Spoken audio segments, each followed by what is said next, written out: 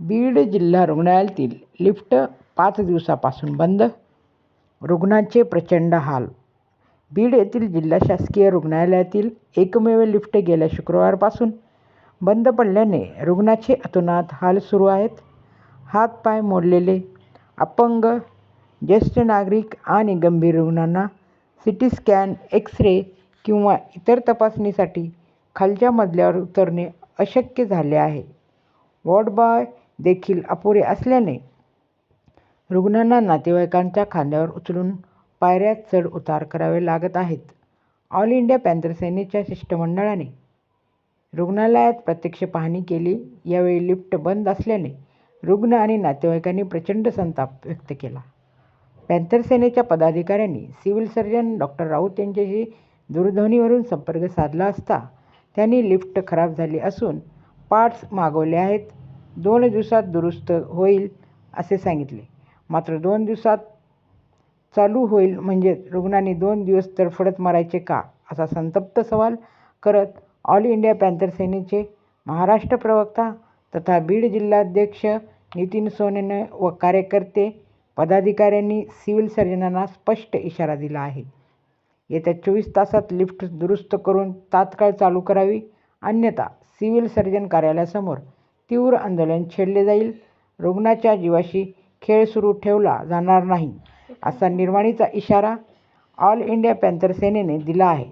दरम्यान गेल्या अनेक महिन्यांपासून या लिफ्टचे वारंवार बिघाड होत असल्याचे रुग्ण आणि नातेवाईकांचे म्हणणे आहे. देखभाल, दुरुस्तीचा अभाव आणि प्रशासकीय बेफिकीरपणा यामुळे ही परिस्थिती निर्माण झाल्याचा आरोप होत आहे. 5 नंबरमध्ये आहे मी आणि लिफ्ट 2-3 दिवसापासून बंद आहे या ठिकाणी.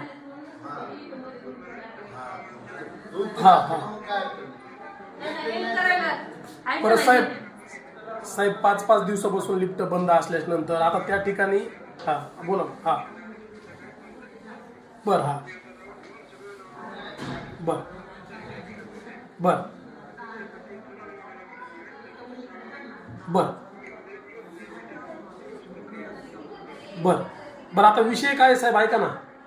जर गेवरायला जे प्रकरण घडलंय लोळतगाव संदर्भातलं, त्या व्यक्तीचा पाय मोडलाय, त्यांना आता खाली नेऊन प्लास्टर करायचंय, लिफ्ट बंद आहे, मामा इथं नाही तर आता अडचण आहे खूपच मोठी.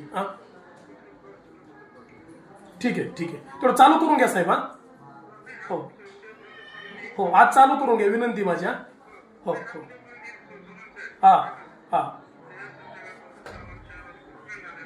बर मग कधी चालू होईल लिफ्ट मग? बर करून घ्या तुम्ही साहेब. हो पेशंट जालिंदर सुरवशी नाव आहे बरं. ठीक आहे. हो त्याच्यामध्ये त्याचं म्हणणं आहे, त्याच्यानंतर विषय त्या अनुषंगाने थोडा तपास झाला पाहिजे, तर तो बळीही गेला नाही पाहिजे. माझं काय म्हणणं आहे ते ठीक आहे, त्याची तुम्ही कारवाई करा, ती काही विषय नाही. ते कायदा हातात घेण्याचा जो अमानवीय मार्ग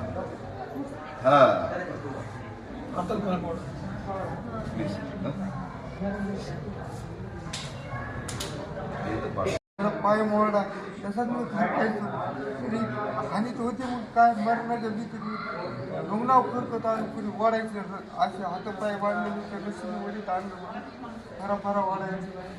तिथं म्हणलं माझा जीव बरं असं काही मला वाटतं गेलेलं बरं आत्महत्या करावं.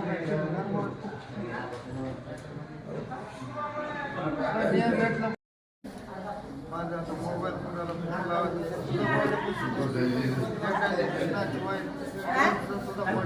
सगळं होईल, ते पोलीस येणार आहेत आता. बोलले पोलीस आल्या सगळं सांगा की एफआर दाखल होईल. आता तुम्ही इथं नितीन सोनवणे आल्यावर काही घाबरायचं. आता आणखी मी डीलला पण बोलतो, मला चांगलं ते ऑपरेशन पटापट करायला होतं, नाही तर मग आवडला रेफर करून भेटतो. भेटला पाहिजे. आज ते धमक्या देतात गावात राहायला. कोणाला घाबरायचं नाही, कोण दाबके देणार नाही. आताचे तर हा या हे करायला घाबरू नका. तुम्ही तक्रार द्या जे जे होते. तुम्हाला नाव माहिती आहे, पोलीस आले की त्यांना तक्रार द्यायची. कोणाला घाबरायची गरज नाही. टोटल अॅट्रॉसिटी 307 अंतर्गत गुन्हा दाखल करायची मागणी करू. एकटं समजू नका. हो, तुम्ही समाज म्हणजे आपला समाज, घाबरायचं नाही. ते खाट्या असतात. गाठीने लागलं.